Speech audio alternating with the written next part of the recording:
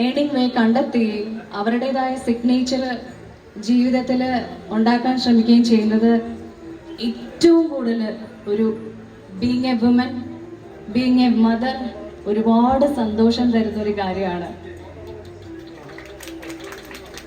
ഒരുപാട് സ്ത്രീകൾ ഇതുപോലെ പ്രചോദനം കൊണ്ട് അവരവർക്ക് ചെയ്യാൻ കഴിയുന്ന അവരുടെ ടാലന്റുകൾ ഫാമിലിക്കൊപ്പം തന്നെ മുന്നോട്ട് കൊണ്ടുവരണമെന്നാണ് നമ്മൾ എല്ലാവരും ആഗ്രഹിക്കുന്നത്. അതിനുള്ള സമയം അവർക്ക് കണ്ടെത്താനും ഇന്നത്തെ കാലത്ത് ഒരുപാട് വഴികളുണ്ട്. പിന്നെ ഇന്നിപ്പോൾ ശരണ്യയുടെ കളക്ഷൻസ് ഒക്കെ ഞാൻ കണ്ടു, ഭയങ്കര ബ്യൂട്ടിഫുൾ ആയിട്ടുണ്ട്.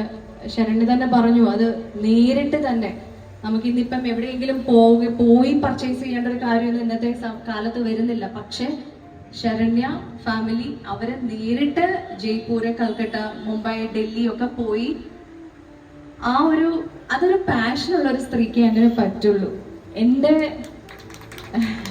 എൻ്റെ സിഗ്നേച്ചർ വരണം, എൻ്റെ ഇഷ്ടങ്ങൾ ബാക്കി എനിക്ക് തന്നെ നേരിട്ട് പോയി ഹാൻഡ് പിക്ഡ് ആയിട്ട് എടുക്കണം എന്ന് പറയുന്ന ഒരു അത്രയും പാഷനേറ്റ് ആവണമെങ്കിൽ മാത്രമേ ചെയ്യാൻ പറ്റുള്ളൂ.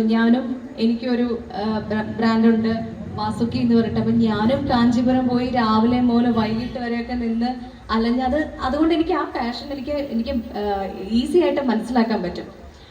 അപ്പോൾ ഇവിടെ വന്ന് കണ്ടപ്പോൾ തന്നെ ഇങ്ങനെ ഒരുപാട് കളക്ഷൻസ് ഫീൽ ചെയ്തു. നിങ്ങൾക്കൊക്കെ ഇഷ്ടമാവുന്ന നല്ല വൈബ്രന്റ് കളക്ഷൻസ് ഇവിടെയുണ്ട്. സാരി ആണെങ്കിലും സൽവാസ് ആണെങ്കിലും കുർത്തീസ് ആണെങ്കിലും ഒക്കെ. എന്തായാലും ഒത്തിരി സന്തോഷം. എനിക്ക് ശരണ്യയുടെ ആ ഒരു പാഷൻ കാണുമ്പോൾ, ഡെഡിക്കേഷൻ കാണുമ്പോൾ ഒരുപാട് സന്തോഷമുണ്ട്. ഒരുപാട് എല്ലാ ഐശ്വര്യങ്ങളും ഭാവുകങ്ങളും ഉണ്ടാവട്ടെ.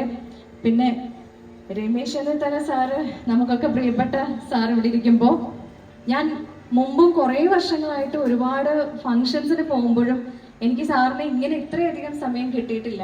അപ്പോൾ സാറ് പിന്നെ ഞാൻ അങ്ങനെ എനിക്ക് സാറുമായിട്ട് റിലേറ്റ് ചെയ്തിട്ടുള്ള ഒരു ചെറിയ മെമ്മറി എനിക്ക് പങ്കുവെക്കണം എന്ന് തോന്നുന്നു.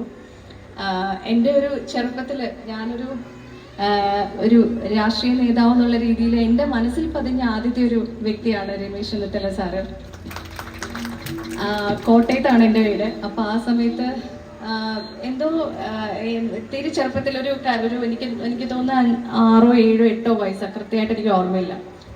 ആ സമയത്ത് തുറന്നിട്ട ജീപ്പില് ഈ പ്രചരണ പരിപാടിയും മറ്റും ആയിരുന്നു എന്ന് തോന്നുന്നു, എനിക്ക് കൃത്യമായ ഓർമ്മയില്ല. അപ്പോൾ അന്ന് അദ്ദേഹം